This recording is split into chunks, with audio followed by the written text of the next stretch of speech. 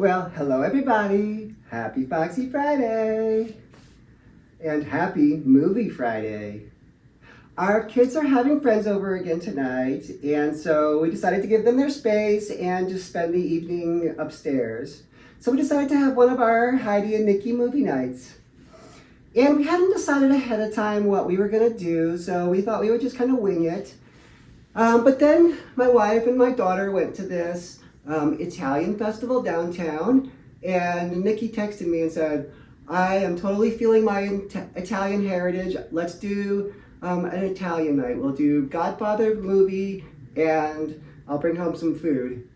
So I said, okay, that sounds like fun. I'm willing to do whatever. I said, let's watch Godfather 2 since I haven't seen that one before, and she said it's even better than Godfather 1, which I have seen, but it's been a long time. So she said, okay, we can do Godfather 2, but just to warn you, a lot of it's in Italian. So there's going to be subtitles that you have to read.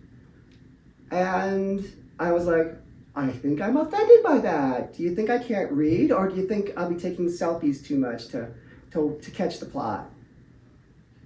Okay, that might be true. So anyway, we're going to give it a shot. We're going to do Godfather 2, and I didn't really know what to wear for watching Godfather 2, so I decided to wear these tight white jeans, this leopard skin top, and these leopard skin heels. And as soon as I came out of the closet wearing it, she said, very nice, very married to the mob. Close enough, we'll do that. So yes, that's what I was going for, married to the mob, very Guido. When I was growing up, there were a lot of Italians, and a lot of them were like very Italian, and we referred to them as Guidos. Now, I know some people kind of find that as like a slur of some sort, but I know it like can be a good thing, can be a bad thing. But I also knew a couple, a man and a woman, and their last name was Guido, so it's not like it's racial slur. Anyway, I hope no one got offended by that. But I'm excited to see what my wife brought home for our Italian meal, and we'll have a fun time while the kids are partying downstairs. And I hope you come along and watch the movie with us.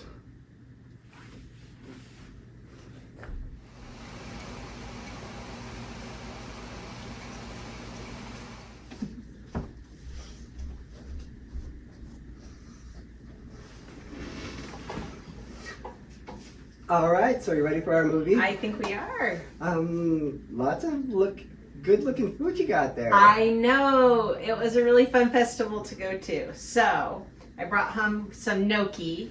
One, it has pesto on it. Ooh, one is just like a marinara, and then one is gorgonzola. Wow. And then I have some focaccia with tomatoes on it. Oh, okay. I thought that was pizza. Nope. Focaccia. Focaccia with tomatoes. Mm-hmm. I didn't look closely at it. That's okay. And then I brought kind of an antipasta no, salad. That's delicious too. That's like a whole meal itself. Right? But I knew with this, you would definitely want vegetables. So I'm like, I will have a salad. I'll have something a little healthy. And then I brought That's home, my figure. Right? Except I brought tiramisu. Ixnay that comment, right? And cannoli. Tiramisu and cannoli. Yeah. We don't have to eat it all, but it's a good little sampling for our movie. Is this a long movie? It is 3 hours. 3 hours? Okay. We'll probably make it through most of it. Right? Yes. So, well, good. That is the meal for tonight. And you're Italian. I am Italian, so my heritage is coming out. I definitely felt one with my people while I was at the show. I gotta ask you, is the word Guido a racial slur against Italians? Do I find it offensive? Do you think it is? Yes. I do not, but okay. I'm not one that gives power to words. Right. You know, I'm not that way. You're a sticks and stones. Yeah, I kind of feel like if you complain about it, you're giving people the power of that word. Right, because you're showing it how it can be used to manipulate you. Yeah, and I just don't believe in that. So, and I think, you know, when my dad was alive and we would kind of joke about, you know, our Italian heritage and our, the way he says words being from New York. And so, you know, we took it very lightly. Yeah. So I do not find it offensive, but I know there's probably people that do, but again, I'm just not someone that chooses to let people have that kind of power. Okay. So. All right. So let's have some food and watch the movie. Sounds good.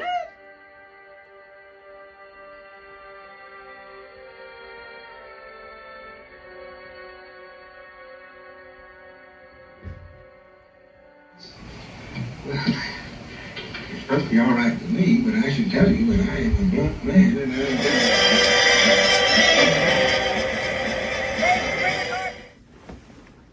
Okay, intermission. Time for some cannoli. Cannoli. Leave the gun, take the cannoli. Oh. That's from one. From number one. From my number Very one. good.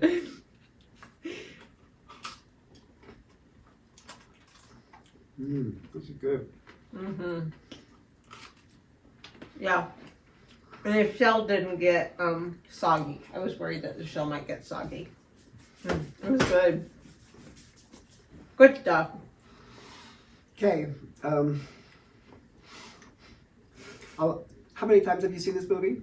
Number two? Yeah. Probably 5 or 6 times. Okay. Yeah. Because a lot of it's going over my head, and I feel really stupid. But knowing that you've seen it 5 or 6 times, I don't feel quite so bad. Yeah. Because I'm missing like things I can't keep track of who everybody is and why they're important and why this conversation is important. Yeah. I think I got most of the gist of it. Yeah. You do need a flow chart though. Yes. Just a bunch of people shooting each other, right? Kind of. It's obviously a knockoff of the Yellowstone series. Just set back in 1958. I think that was. I would say that was Yellowstone kinda is a knockoff of the Godfather. Come on.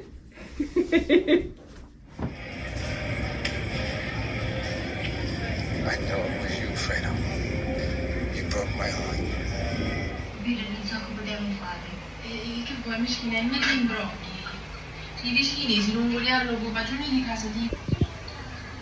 Io oggi può suonare antichi di sogni di panetone cangiare in casa, se fosse io. Non può essere. Io voglio che sia padre qui, e dici che io voglio stare in casa.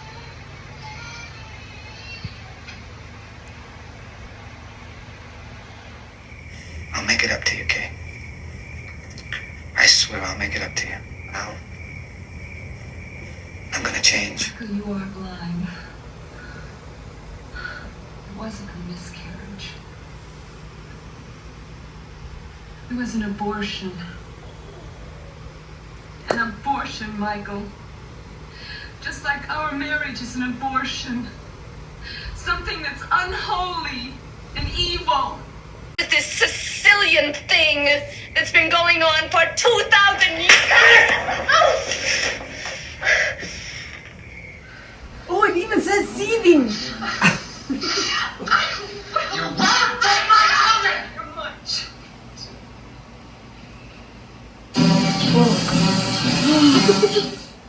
Do you know what's going to happen next? No. You liar.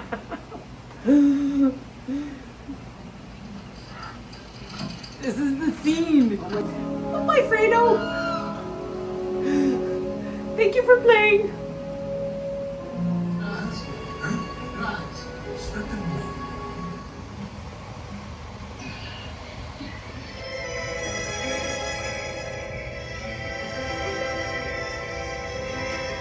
Okay, so movie's over. Yes. And you're the expert at this, so tell me what you think. Why do you like this one so much?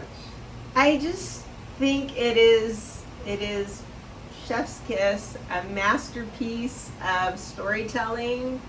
It's a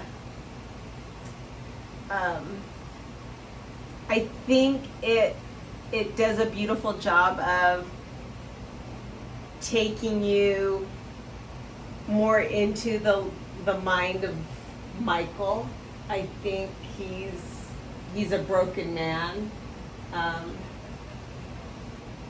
and I think the story of his dad's life and his life, the way They're very similar. the way that they chunk it.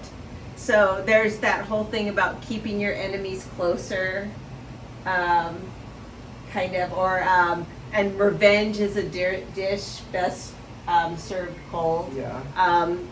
Happens right at the end with those two scenes where he goes back to the old country and kills the person that destroyed his family. He has let Fredo back in. Fredo thinks everything's cool. And then he kills Fredo. So I think there's a lot of those interminglings of so storylines. Throughout the movie, Michael thinks he's the big shot, right? Yeah. Do you think that changes? Like a good movie, like the characters evolve, right? Yeah. Okay. Do you think, like my takeaway from the movie was that, and maybe I'm wrong, maybe I'm reading too much into this, is that he, at the end of the movies, realized that he is kind of prisoner of his own life. Yeah, that's Yeah. very true. Yeah.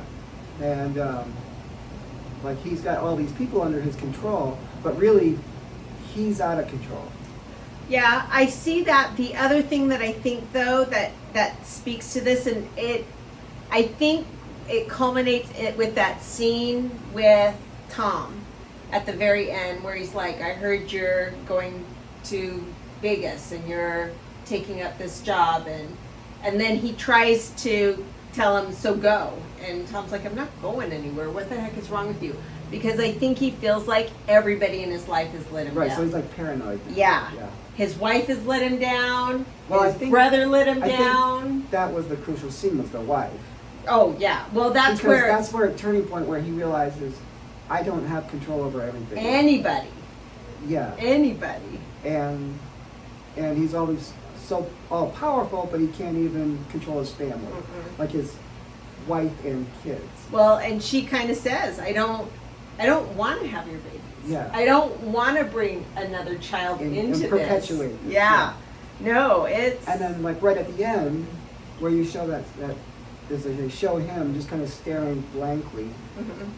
I mean, I'm thinking that he's thinking, I'm stuck I'm a prisoner. Alone. Yes, I'm alone, and I'm a prisoner of this whole life that I've. In the flashback, Tom says, so your dad and I have discussed your life.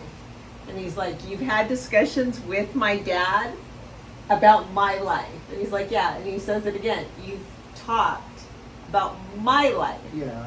And I think that's where he's like, and that's the premise of the first one is they don't want him to be a part of this. He wasn't supposed they were trying to be. To get him out? Yeah, he wasn't. So they wanted him to go to college. Sonny was supposed to be the next head of the family. Fredo is just stupid. Yeah. But he was supposed to be more like a Tom character, where he goes to college and he becomes a lawyer or a senator. He has a respectable and he would be family. more that end. And so he was never supposed to get his hands dirty. But once Sonny dies and they try to take out his dad, he decides he needs to step up and take on something he wasn't supposed to do, but he felt this commitment to his family to do this. And that's why he does it. It's for my family. It's for my brother. It's for my sister. It's for my mother. It's for my wife. It's for my kids. And in this one, he's taken on this mantle, and he's lost his wife. His mother dies. His brother stabbed him in the back. And even that family of the family, the mafia, has let him down. Because of the other mafiosos. Yeah. Are all. Yeah. Well, and the one guy. So the one guy is one of the old men that you see, or the young men you see back in the early 1900s. The old man that kills himself in the tub. Oh, really? Yeah. So he's one of them. Okay. I didn't catch that. Oh, yeah. one of the original three? Yes. Oh, I had no idea. Yes. Okay. So he had been a part of this family, and I'm sure Michael felt like he will never stab me in the back. Like he's been a part of it from day one. When they first stole the rug. And yeah, But well, he wasn't that one, but he was one of the other okay. ones. Yeah. Anyway, yeah, but back, Anyway, yes. but yeah, he's part of the original olive oil business. Mhm. But so like everything this family he's done this for, whether it's the mafia family or his blood family, they've all let him down. And that's why he's like, Tom's gonna have to let me down because everybody else has. Yeah. I can't trust anybody, everybody else has let me down. So, and I think you made the comment about the son not speaking. That little boy never speaks. The young Vito in Italy, when his dad gets killed, when he comes across from the United States, when they're talking to him, he doesn't talk. And I think that kind of is supposed to be this mirror of the dad. It's going to start all over again. And Michael's son. And then that son will eventually grow up and be perpetuated. But not having his own voice because of all the circumstance that's around their lives. The young Vito didn't have control over his life because his brother is killed, his dad is killed, his mother's killed. He has no control. So he doesn't have a voice, he doesn't have and then now Michael's son is experiencing this murder around him, this life of chaos, and doesn't have a voice, doesn't have a say in his own life. Right. Just like young Vito did, just like Michael did, and now just like they don't have Anthony does. It's perpetuated. It's perpetuated whether they like it or not. Wow. Yeah, you could really read really deeply into that about the perpetuation of families and stuff. Absolutely. It's a good movie. It's a pretty good copy of Yellowstone, yeah. You are... I know, it's like 50 years earlier. It's very much 50 years earlier. I didn't even realize it. But yeah, 50 years. 50 years. Next year will be 50 years since Godfather 2. But definitely, I think it's a masterpiece. I think it's a masterpiece well, in you were storytelling. Right about the acting was good. Yeah. Like with that. Oh, Al Pacino is definitely chef's kiss. That one scene, he takes you from just I love you. I don't throw this away. Like, and then when she says it, you can see every time they come to him, he's just getting darker and darker. He's like starting to see. Like, I can't believe you're saying, and not that we don't have to go into the abortion debate, but as a Catholic to have had an abortion, like, regardless of where you stand politically. I broke the religious thing, I broke the family thing, I broke your trust. Yep. Like, yeah, there's so many things, and threw it in your face. Yeah. So I just think it's one of the best. Like, I like the first one, but I really think the second one is good. Is really good. Well, I can tell you've seen it many times. Yeah. You could tell what was coming up. Oh my gosh, when Fredo's getting ready to go fishing, you're just like, Fredo, don't go in the boat! Get off the boat with the kid! Spoiler! Oh, if they haven't seen it in 50 years, it's their own fault. Well, good. Thank you. Well, thank you. That was fun. I agree. It was a good I time. haven't done this for a while, so. Yeah.